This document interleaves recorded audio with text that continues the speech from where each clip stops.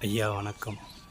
நமது சேலம் பிரகதீஸ்வரர் உழவார பணி சார்பாக இந்த ஆலயத்தில் உழவார பணி செய்துள்ளோம். இன்று நடைபெறும் வீடியோ. சிவாய நம. திருச்சிற்றம்பலம்.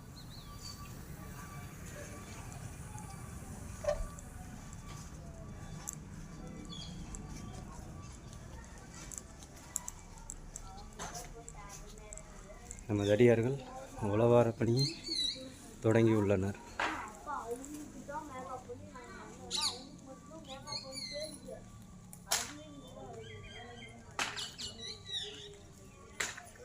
நந்தியம் பெருமான்